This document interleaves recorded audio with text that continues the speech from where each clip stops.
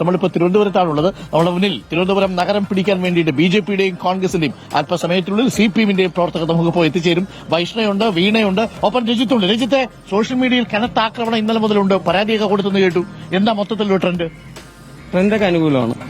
നിങ്ങളായിട്ട് ഇത് പ്രതികൂലമാക്കാതിരുന്നാൽ മതി. ഞാൻ നിലവിലുള്ള സാഹചര്യങ്ങൾ എല്ലാ കാലത്തെയും പോലെ തന്നെ ഈ വട്ടിയൂർക്കാവിൽ കെ മുരളീധരൻ വരുമ്പോൾ കളം നിറയാറാണ്. അപ്പോൾ അത് അദ്ദേഹം വരുന്ന ഒരു നിറഞ്ഞു നിൽക്കുന്ന കളത്തിനെ ഭയക്കുന്നു, നന്നായിട്ട് ഭയക്കുന്നു. അപ്പോൾ സോഷ്യൽ മീഡിയയിൽ കാര്യമായി അവർക്ക് ചെയ്യാൻ പറ്റുന്ന രീതിയിൽ അവർ ചെയ്യും. അപ്പൊ അത് പ്രതിരോധിക്കാന്നുള്ള ഉത്തരവാദിത്വമാണല്ലോ ഞങ്ങൾക്കുള്ളത്. അത് ഞങ്ങളും കാര്യമായി പ്രതിരോധിക്കുന്നുണ്ട്. പക്ഷെ സോഷ്യൽ മീഡിയയിൽ അങ്ങ് അത്രയും സാറിന് തന്നെ നിർദ്ദേശം ഞങ്ങൾക്കുണ്ട്. ഒരുപാടൊന്നും അങ്ങ് സോഷ്യൽ മീഡിയയിൽ നമ്മൾ കയറി അങ്ങ് കൗണ്ടർ ചെയ്യേണ്ട കാര്യമൊന്നുമില്ല. ഗ്രൗണ്ടിൽ പോവുക, ആൾക്കാരെ കാണുക, കാര്യം പറയുക. പതിവിലും കൂടുതൽ സോഷ്യൽ മീഡിയ യുദ്ധമാണോ ഇപ്പോൾ നടക്കുന്നത് യഥാർത്ഥത്തിൽ? അത് തീർച്ചയായിട്ടും ഉണ്ടല്ലോ. അത് എല്ലാ കാലവും ഈ സിപിഎമ്മിന്റെ ഒരു നയം എന്ന് പറയുന്നത് അങ്ങനെയല്ല. പറ്റാതെ അവർക്ക് പറ്റുന്നില്ല എന്നുണ്ടെങ്കിൽ നേരെ സോഷ്യൽ മീഡിയയിൽ കൊണ്ടുവരിക, അതിനെ പരമാവധി എടുത്ത് നെഗറ്റീവ് ആക്കുക, അത് പൊതുജനങ്ങളുടെ മുമ്പിലേക്ക് ഇടുക. അതിനിപ്പോ വലിയ വാല്യൂ ഒന്നുമില്ലെന്നേ, ജനമെടുത്ത് പുറത്തു കളയുന്നു. 13 കഴിഞ്ഞ തവണ ഇക്കുറി തിരുവനന്തപുരം ജില്ലയിൽ എത്ര പ്രവചിക്കുന്നു? ഇപ്പൊ വൈഷ്ണ പറഞ്ഞല്ലോ മതി. ഞങ്ങളുടെ ഇവിടുത്തെ കേസുവാ അവള് പറഞ്ഞു കഴിഞ്ഞു. അത് ബാക്കി ശാസ്ത്രമംഗലം മോഹനേട്ടൻ പോലും പറയേണ്ട കാര്യമില്ല. ഏറ്റവും കുഞ്ഞുകുട്ടിയാണിത്. അവള് 14 പറഞ്ഞു കഴിഞ്ഞു. അതിനപ്പുറം ഞങ്ങൾക്കില്ല. 14 പിടിക്കൂ. 14 പിടിക്കണമല്ലോ. 14 പിടിക്കാൻ പിന്നെ തീർച്ചയായിട്ടും അത് സംശയമുണ്ടോ? കഴക്കൂട്ടടക്കം പിടിക്കണം. സംശയമുണ്ടോ? മാമലപുരം പിടിക്കണം. ഞങ്ങൾക്ക് 100% ഉറപ്പുള്ള സ്ഥലങ്ങളാണ് ഇതൊക്കെ. അതെ, ഓക്കെ. ആ കോൺഫിഡൻസ് ആണ് കോൺഗ്രസ് ഉള്ളത്. അപ്പുറത്തുള്ളൊരു ടീം 14 പിടിക്കാൻ വേണ്ടി ഇറങ്ങിയിരിക്കുകയാണ് കോൺഗ്രസ്. എന്താ നീക്കം ഇവിടെ? ഞങ്ങളെ സംബന്ധിച്ച് വട്ടിയൂർക്കാവിനെ കുറിച്ച് പറഞ്ഞു കഴിഞ്ഞാൽ ഇവർ രണ്ടുപേരും ഇതിനു മുമ്പ് 2 പേര് MLA ആയിരുന്നവരാണ്. അവരുടെ പേര് ചേർത്ത് വെക്കാൻ പറ്റുന്ന ഏതെങ്കിലും ഒരു സ്ഥാപനം ഇവിടെ കാണിച്ചു തരാനില്ല. ഇവിടെ കുറച്ച് പാലങ്ങളുടെ കാര്യം പറഞ്ഞു. ഞങ്ങൾക്ക് ഏറ്റവും പ്രധാനപ്പെട്ടതെന്ന് പറഞ്ഞാൽ ഇപ്പം വട്ടിയൂർക്കാവ് എന്ന് പറയുന്ന വട്ടിയൂർക്കാവിന്റെ പേരൂർക്കട ജംഗ്ഷൻ, അതായത് തിരുവനന്തപുരത്തിന്റെ മലയോര മേഖലയിൽ നിന്നും തൊട്ടടുത്തുള്ള തമിഴ്നാടിൽ നിന്ന് നഗരത്തിലേക്കുള്ള കവാടമാണ്. അവിടെ ഒരു പാലം വേണമെന്ന് മുരളീധരൻ ആദ്യം 5 വർഷം ഇരുന്നപ്പോ പറഞ്ഞു. ഇപ്പൊ പറഞ്ഞില്ല, അദ്ദേഹം MLA ആയിരുന്നു, അദ്ദേഹത്തിന്റെ സർക്കാരും ഉണ്ടായിരുന്നു. നടന്നില്ല, പിന്നീടും നടന്നില്ല. അതിനുശേഷം VK പ്രശാന്ത് വന്നു.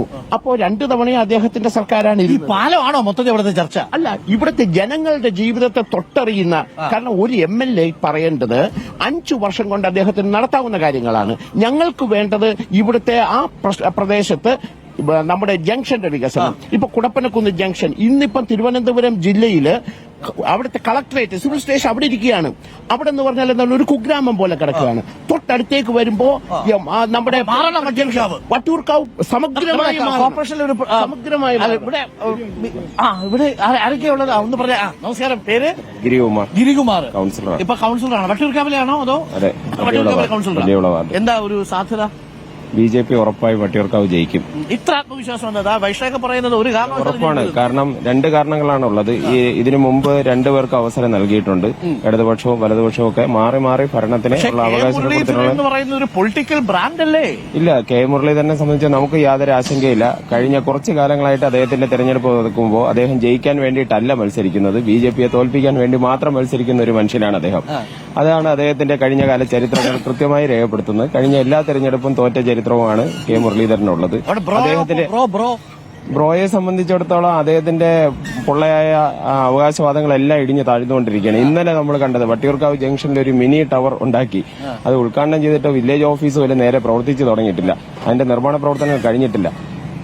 ഉദ്ഘാടനം കഴിഞ്ഞ് 3 ആഴ്ച ആയതേ ഉള്ളൂ. ആ പേരെഴുതി വച്ചിരുന്നത് പോലും അത് ക്വാളിറ്റി ഇല്ലാത്ത സാധനം കൊണ്ടായതുകൊണ്ട് ഇന്നലെ ഇടിഞ്ഞു വീണൊക്കെയാണ്. അത് ഇന്നലെ നമ്മൾ അത് വാർത്തയാക്കിയിട്ടുണ്ട്. ഉറപ്പായിട്ടും ശ്രീലേഖ ജയിക്കും. കുറെ കാലമായി കണ്ടിട്ട് ശാസ്ത്രമംഗലം മധു അല്ലെ? നമ്മൾ ഈ ശാസ്ത്രമംഗലത്ത് മറ്റേ കവി ഉണ്ടായിരുന്നല്ലോ, ശാസ്ത്രമംഗലം TP ശാസ്ത്രമംഗലം. പിന്നെ ഉള്ളത് ശാസ്ത്രമംഗലം അജിത് കുമാർ, നമ്മുടെ വക്കീൽ. അത് കഴിഞ്ഞ പിന്നെ ശാസ്ത്രമംഗലം മതിച്ചേട്ടൻ, പിന്നെ ശാസ്ത്രമംഗലം മോഹൻ. അത് പറഞ്ഞു എന്താ ശാസ്ത്രമംഗലം മോഹനെ വിട്ടുപോയത്? ശാസ്ത്രമംഗലം മോഹൻ. ശാസ്ത്രമംഗലം അങ്ങനെ വളരെ പ്രധാനപ്പെട്ട ഒരു സ്ഥലമാണ് കേട്ടു. അപ്പൊ എന്താ അവസ്ഥ? തീർച്ചയായിട്ടും ഒരു സംശയമില്ല, ശ്രീലേഖ മാഡം ജയിച്ചിരിക്കും. അതിന് ഒരു സംശയമില്ല. നമുക്ക് അവസാനം ലവ് ജിഹാദൊക്കെ പറഞ്ഞ് വേണ്ടാത്ത പുലിവലൊക്കെ പിടിച്ച അതൊക്കെ ഈ പറഞ്ഞല്ല, അല്ല പറഞ്ഞെങ്കിൽ യാഥാർത്ഥ്യങ്ങൾ പറഞ്ഞിരിക്കാൻ. വട്ടിയൂർക്കാവിൽ യേശു എന്നുള്ള വട്ടിയൂർക്കാവ് ജനം തീരുമാനിച്ചു കഴിഞ്ഞു. താമര ഇടയാളത്തിൽ ശ്രീലേഖാജിയെ ജയിപ്പിച്ച് MLA ആക്കും എന്നുള്ളതിന് യാതൊരു സംശയമില്ല. പക്ഷേ കെ മുരളീധരനെ ജയിപ്പിച്ച മന്ത്രിയാ. അല്ല അത് നമുക്ക് ബ്രോയെ ജയിപ്പിച്ചാലും മന്ത്രി നമ്മൾ അധികാരത്തിൽ വന്ന ശ്രീലങ്ക മേഡം മന്ത്രിയായി കൂടുന്നില്ല. അധികാരത്തിൽ വന്നാൽ 140 മണ്ഡലങ്ങളുണ്ട്.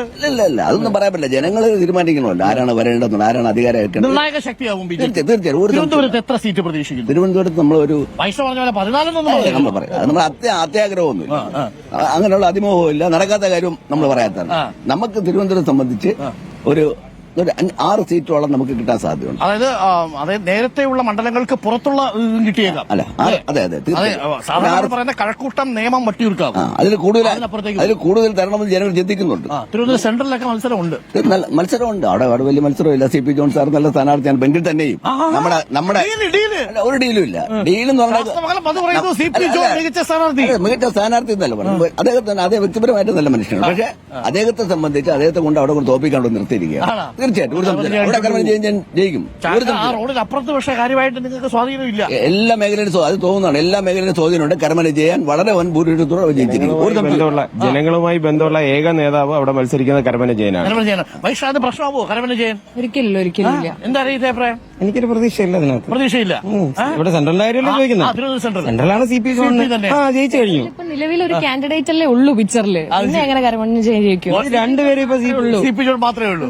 ഓക്കെ, ഇപ്പൊ CPM നിവൃത്തിയില്ലാത്തതുകൊണ്ടാണ് ഇപ്പൊ അവിടെ ഇപ്പൊ ഡീലാണെങ്കിൽ അങ്ങനെയല്ലേ പറയേണ്ടത്. ഞങ്ങളെ കാൻഡിഡേറ്റ് വളരെ ഇവിടെ അങ്ങ് ഒരു ഡീലും ഇല്ല.